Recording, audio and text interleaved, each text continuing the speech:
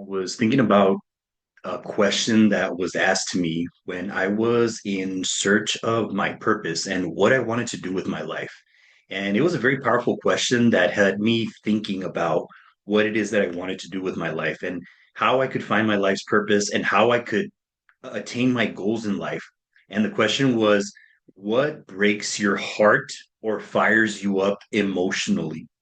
And when I started to think about this and started to reflect on this as the training was going, I started to think about some of the things that I have dealt with personally. I know that some of the things that would cause sadness or frustration in my life was thinking about, for example, when I started to do public speaking for youth, I started to think about the challenges that youth dealt with when it came to mental health.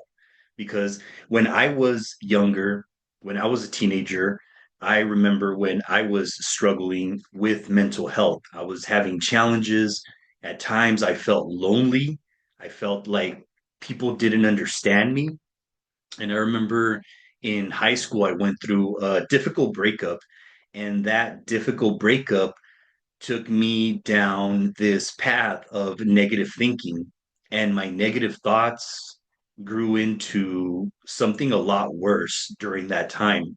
It got to the point where I wasn't eating, I wasn't sleeping, and then I started to have some really negative thoughts because when I was growing up, I was told, hey, you better not be telling people about what's going on with our lives because then people will spread rumors or criticize you.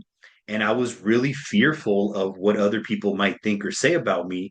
And because of that, when I was feeling sad, I stopped telling anybody. I didn't want to tell anybody. At one point, I remember my dad telling me, hey, man up, like stop crying. He saw me crying. And I felt so ashamed and embarrassed when that happened that I told myself, okay, I'm not going to tell this person how I'm feeling. And since I always had people telling me, well, my parents would tell me, don't be telling people what's going on with their lives, then I wouldn't talk to anybody. And it got to the point where I started to feel lonely. And these lonely thoughts got really dark. And these thoughts got to the point where I was starting to have suicidal thoughts. I was cutting myself. I was doing things that were out of the normal. I was like, what am I doing to myself? What am I doing with my life? And then eventually, my life, as I was going through my 20s, I then witnessed my parents getting a divorce, which that was another challenge as well. And that caused some challenges with mental health when it came to like feeling anxious, feeling depressed, at times wanting to take my life because I felt like I didn't have any purpose in this world. And I felt like I was alone. I felt like nobody understood me and that people would probably make fun of me if I did share this challenge with anybody because of the stigma around mental health, and that if you talk about something like that, then you're going to be considered as crazy. And I was extremely scared about people thinking that I was crazy if I ended up sharing this with somebody that I felt like crying or that I felt like I was not in a good state of mind. And I was just worried that, hey, what if my friends tell me, "Oh man, stop being such a little punk," or "Stop being," I'm not going to say what they would say, but I didn't want to be criticized and I didn't want to be ridiculed. And unfortunately, because of that, that's what took me down the path of drinking a lot of alcohol just to cope with the pain. I also was taking pills while I was drinking alcohol. I was doing hard drugs like cocaine, at one point almost ODing on coke. And then I was also uh, smoking marijuana. I was eating a lot of unhealthy foods to make me feel better. At one point, almost getting to 270 pounds, and now feeling even more depressed because of my physique.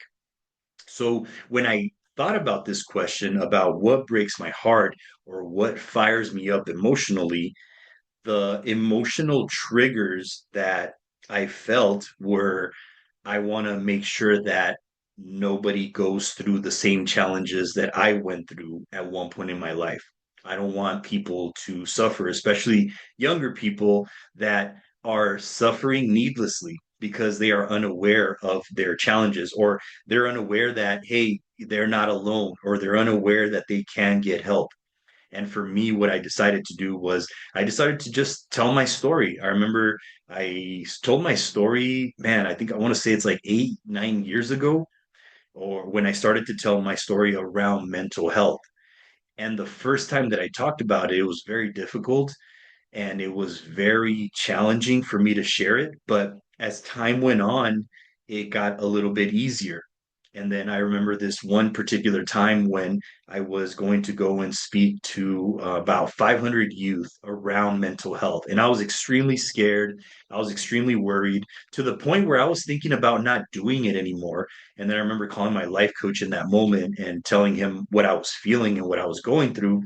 And then I told him, man, I don't know if I can do this. I'm really scared. What if the kids criticize me? Or what will they think about me? I'm just really worried. And then he said, hey, man, stop being so selfish and thinking about your fears and start thinking about the people that you're going to serve.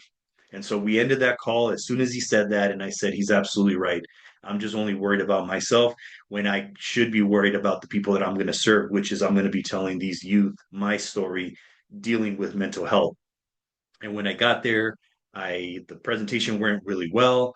After the presentation, I remember a young girl, she came up to me and she said, hey, mister, thank you so much for your story. I thought I was alone. I thought I was the only one dealing with this mental health condition, with these challenges. You see, I've been to 8 psychiatric homes, 6 different foster homes. My family's in Michigan, and I was going to kill myself tomorrow. And man, just thinking about that right now, it just really gets to me because imagine if I would have listened to my fears, what would have happened? I would have ended up just not doing the presentation. And I don't know if that girl would have taken her life. I don't know.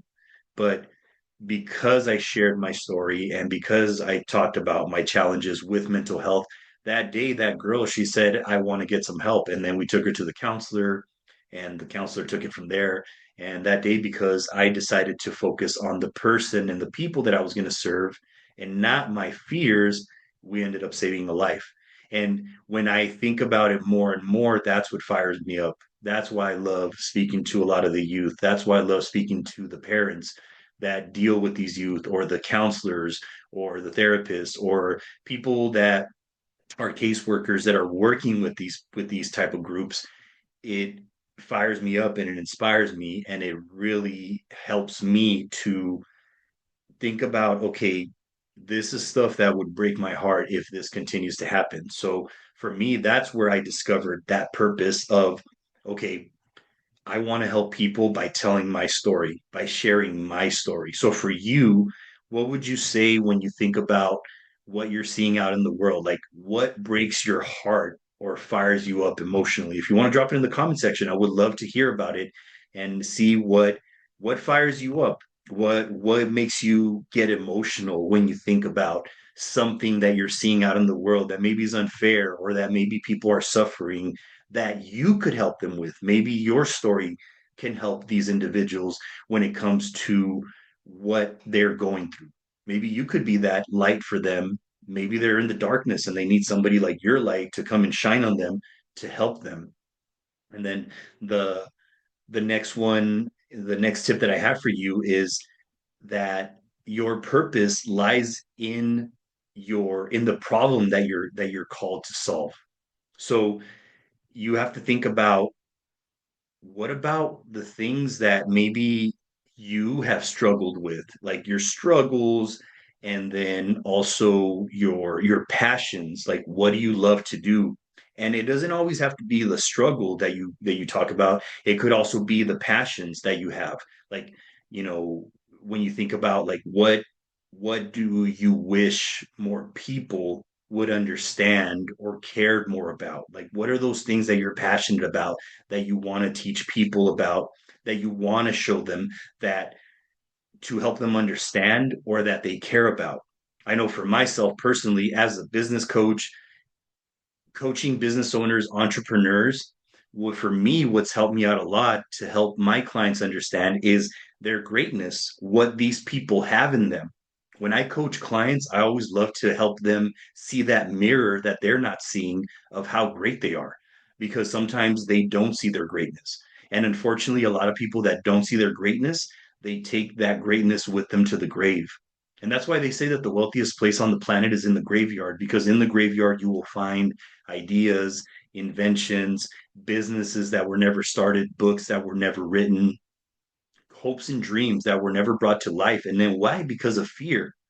And we've seen a lot of amazing people in our lives that have been here and that have shown how great they are. But unfortunately, because they were so worried about what people might think or say about them, or they were so worried about if they failed, or they were so worried that if they succeeded and then that they were not good enough, they ended up sabotaging it and they took it with them to the grave. And it's unfortunate that a lot of people don't realize their dreams because of this fear that is even not, it's not real. It's just an illusion that we make up in our minds. But because we think that it's real, then we suffer. We suffer in analysis paralysis. We suffer in procrastinating. We suffer in saying to ourselves, I can't do it, or I'm not good enough, or I can't make that amount of money. And once we tell ourselves that, that becomes our reality because whatever you tell yourself is true. If you tell yourself you can't, you're right. But if you tell yourself that you can, you're also right. So what are you telling yourself? Are you telling yourself that you can't or that you can? And you absolutely can because you have knowledge that somebody can use and that you can help them understand life more, understand their purpose more, understand what their problem is more. Because people will pay you for helping them solve a problem that they maybe don't even know that they have. A lot of people have problems that they don't even know they have, but somebody like yourself can come into their lives and show them what the problem is, what the challenge is. I know for myself personally, as a coach, I have helped entrepreneurs and business owners solve those problems that they have, where I've helped out other coaches get clients, make money, help them help other people. So ask yourself that question. What do you wish, what do I wish more people understood or cared about? These questions are very profound, but if you take some time to just listen to yourself and write it out, it can be very powerful. The thing is, a lot of people don't sit down and write out these questions and explore these questions. And then that's why they go through the day, through the week, through the month, through the years, through the decades, not never really asking themselves, what do I really want? And unfortunately, some people end up just being in the same jobs that they don't like. I know for me, that was my life. I did jobs that I really wasn't happy with, but I kept lying to myself and kept telling myself that it's okay. It pays the bills. It's okay. It's taking care of my family, but it wasn't taking care of my heart. It wasn't taking care of my soul. And I was slowly dying. I was extremely unhappy because I knew that I could do more. I don't know if you ever felt that way where you know that you can do more, but you just hold back because you're like, I don't want to seem like I'm too big or that I think I'm all that or that I think that I'm better than other people or that, oh no, if I try it out, what if I fail? What if it doesn't work out? And then you just stay stuck and you stay small and you play small. And you were not meant to play small. You were meant to play big. You were meant to do a lot of amazing things to impact a lot of lives. But because you've kept yourself in the same box, you've suffered. And a lot of people end up suffering their whole lives, never really realizing their full potential because of that fear. So ask yourself, what do you want to do? What do you want to do when it comes to asking yourself that question? What do you wish more people understood or cared about? Okay. Now, the third tip that I want to share with you is reflect on those life-defining moments. I want you to think about like three moments, three events that change how you see yourself or the world. Think about that.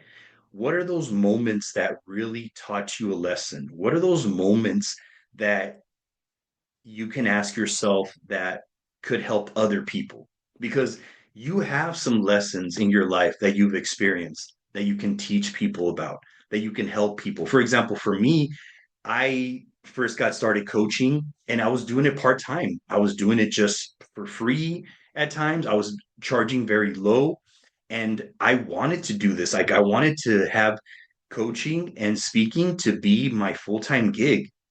And as I kept learning about it, as I kept experiencing these events of going through failures, going through challenges, and then eventually getting a coach and having somebody that helped me to start getting paid more as a coach. And then eventually I had the event of getting an opportunity to potentially start doing this full time. And those events shaped me into going into coaching and speaking full time. And I now get to do this as a full time gig. And now I'm helping other people with them going full time or them getting clients and making money doing something that they absolutely love because I love what I do. I was even having a session this morning with my client and we talked about it and I told her how much I was so grateful for having the opportunity to be able to do this kind of work. It's very gratifying. It's one of the best. I mean, honestly, it's the best work I've ever done in my life. Out of all the jobs, out of all the things that I've ever done, this by far has been the greatest. So you yourself, you've gone through events just like myself. I've gone through the event of first getting started with coaching, not knowing what I was going to do, but learning through it, growing through it, having people teach me how to be a coach, how to get clients, how to make money, how to become a full-time coach. I went through all those events. And now that I went through all those events of first getting started, then making money, and then growing the business, and then eventually becoming a full time coach, all those events that I went through, now I can teach somebody. I can teach somebody how to get started, how to get your first client, how to make money, eventually, how to go full time as a coach. Because I have gone through that, now I can teach those people that. So for you, what is that event that changed the way you saw yourself or the world? So and I mean, for like each of these moments that you've had, what did this teach me? Ask yourself that question. What did this moment teach me, and how can I use that to help others? Okay. So I really would encourage you to take 5 minutes to an hour to sit down and just ask yourself these questions. The first question is, what breaks your heart or fires you up emotionally? And then the next question is, what do I wish more people understood or cared about? And then the final question is just asking yourself, write down the three events that changed how you saw yourself or the world. And what did this teach me? And how can I use that to help others?